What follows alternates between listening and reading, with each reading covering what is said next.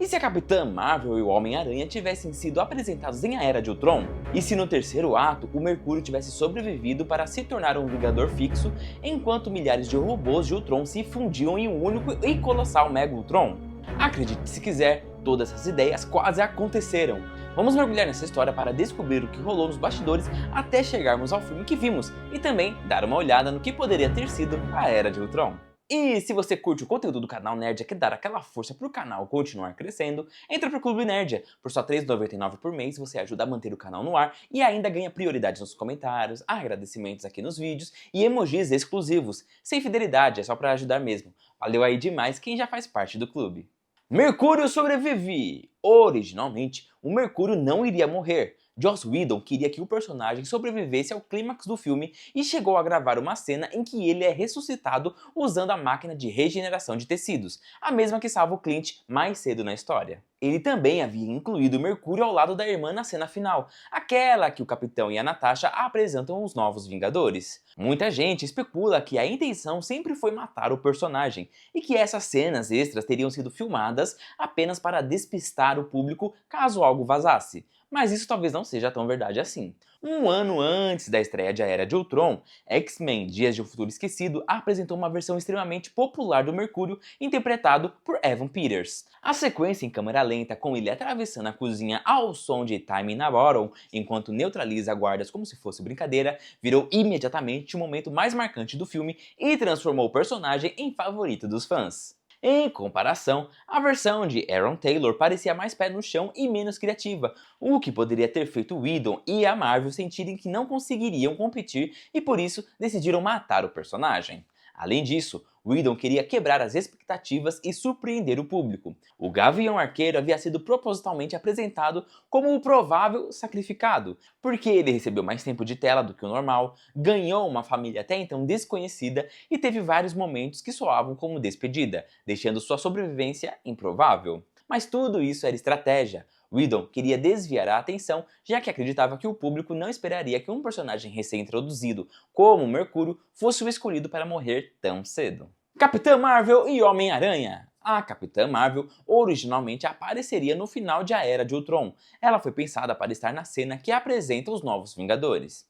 Mas Kevin Feige vetou a ideia. Ele temia que o público não fizesse ideia de quem ela era. Além disso, ele não queria apresentar ela já totalmente formada, voando com um uniforme antes mesmo que outras pessoas entendessem sua história e como ela conseguiu seus poderes. A cena até chegou a ser filmada com uma dublê no lugar da Brie Larson, mas quando a apresentação foi cancelada, todo o set e enquadramento acabaram sendo reaproveitados com a Wanda.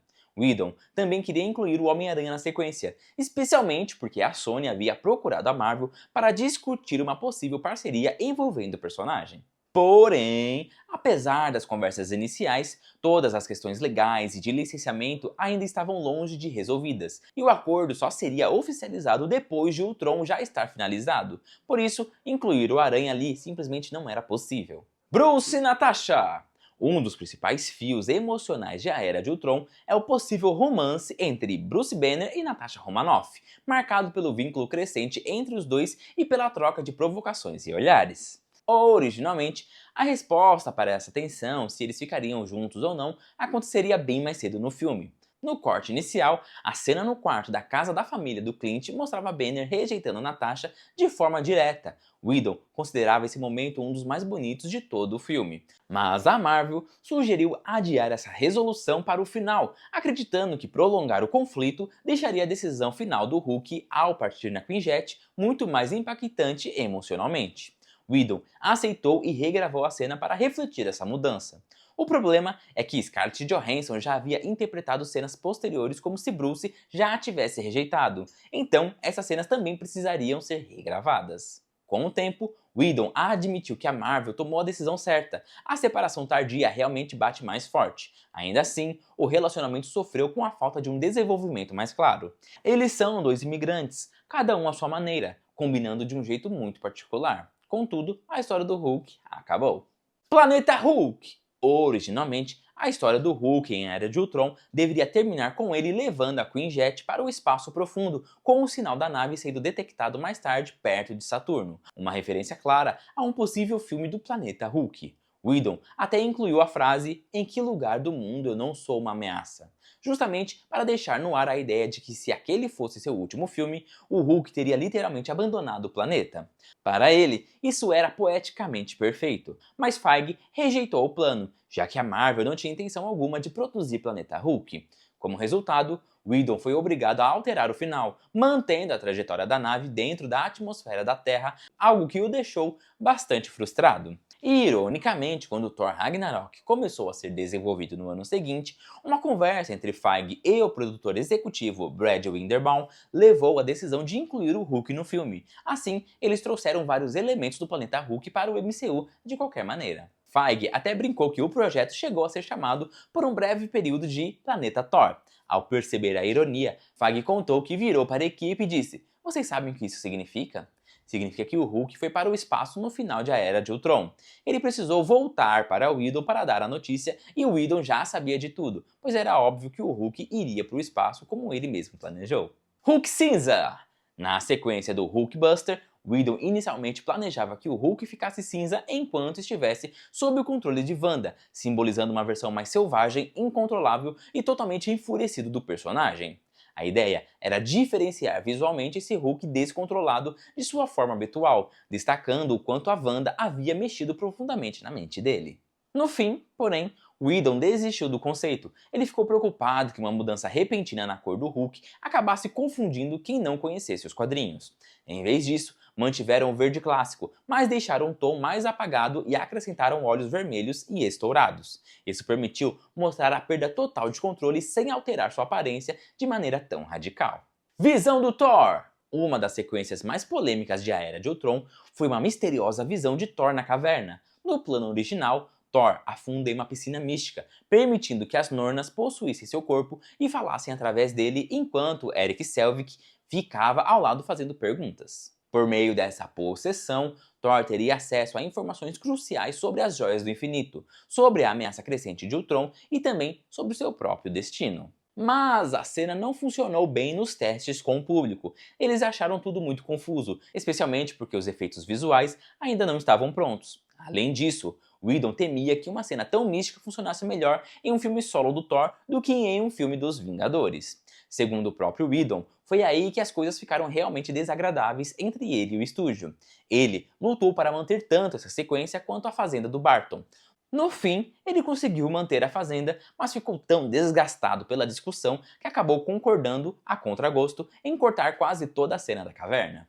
A solução foi fazer Thor simplesmente retornar depois e contar o que havia descoberto. No entanto, os editores insistiram que precisavam mostrar alguma coisa da caverna. O resultado foi transformar toda a ideia inicial em algo mais próximo de uma visão ou pesadelo. Para conduzir Thor por essa visão, Whedon queria o Loki, mas a Marvel não conseguiu fechar um acordo com Tom Hiddleston. Ainda assim, Whedon foi direto ao ator e o convidou pessoalmente. Hiddleston topou e com isso, Whedon passou a ter 2 atores disponíveis para a sequência. Essa versão inclui uma referência ao fato de que Loki estava no trono de Asgard. Em determinado momento, Thor perguntaria ao irmão o que o pai deles diria, levando Loki a imitar Odin. Para Whedon, isso representava o subconsciente de Thor, revelando que Loki estava literalmente se passando pelo pai em Asgard, algo que só seria confirmado em Ragnarok. Mas nos testes, o público interpretou de maneira errada a presença de Loki e passou a achar que por ele aparecer no filme, era ele quem estava controlando o Tron. Por causa disso, Loki foi completamente removido da cena. O que restou no corte foi apenas uma sombra do que Whedon havia imaginado, uma sequência simbólica e visualmente rica que deveria conectar vários elementos cósmicos, mas que acabou diluída por compromissos do estúdio e interpretações equivocadas do público. Visão! Durante o desenvolvimento inicial da cena de nascimento do Visão, Whedon insistiu que o design do personagem incluísse genitais. Ele acreditava que isso deixava o momento mais bruto e orgânico, como se uma forma de vida artificial estivesse realmente nascendo. Ele chegou a pedir que o artista conceitual criasse várias versões do Visão, cada uma com diferentes opções anatômicas do pintinho dele. Mas ao ver as artes, Whedon mudou de ideia imediatamente e disse: estou 100% errado aqui, não preciso ver nada disso. Capitão América tira o capacete. Uma cena foi cortada do filme em que o Capitão América encontra um grafite mostrando seu rosto ao lado da palavra fascista. O momento serviria como uma reflexão silenciosa, porém poderosa, sobre como ele estava sendo percebido não como um herói, mas como um símbolo de força, poder e controle. Aquilo o abalava profundamente, fazendo repensar como sua imagem, especialmente seu visual militar, poderia acabar causando medo nas pessoas que ele tentava proteger. Essa percepção o levaria a tirar o capacete na batalha final, acreditando que se mostrar de forma mais vulnerável ajudaria a humanizá-lo aos olhos dos civis. Não era apenas sobre o ódio dos Maximoff aos Vingadores, era um lembrete de que todo o país começava a se voltar contra ele, e Steve estava lidando com o peso desse crescente desprezo. Megotron! Nos estágios iniciais do desenvolvimento, Whedon explorou a ideia de um Megotron gigantesco, formado por milhares de drones menores fundidos em uma única e monstruosa entidade. Visualmente, seria um destaque incrível para a batalha final, uma evolução extrema do vilão, simbolizando sua busca por perfeição e dominação. Mas, apesar da imagem ser indiscutivelmente impressionante, ela não fazia muito sentido dentro da lógica da história. A quantidade absurda de robôs necessária para formar aquela criatura provavelmente ultrapassaria o que o Tron conseguiria produzir de forma realista. Por isso, o conceito foi descartado cedo, dando lugar à batalha mais caótica e acelerada contra um exército de drones funcionando como uma colmeia. A despedida de Whedon. Whedon viu muitas falhas no primeiro filme dos Vingadores, e foi exatamente por isso que quis fazer a Era de Ultron, para criar algo melhor e elevar o próprio nível. Mas essa ambição teve um preço. Era de Ultron foi um filme mais complexo, mais denso tematicamente e muito mais carregado narrativamente, e o Whedon colocou tudo de si nele, apenas para no fim sentir como se tivesse sido punido por tentar fazer algo grandioso. A pressão que ele colocou sobre si mesmo, somada à supervisão rigorosa e às vezes sufocante da Marvel, deixou Whedon criativa e emocionalmente esgotado. Tendo que equilibrar um elenco enorme, introduzir uma nova geração de heróis e vilões e ainda preparar o terreno para o futuro do MCU, Whedon acabou preso entre seus instintos criativos e as exigências de uma máquina cinematográfica muito maior.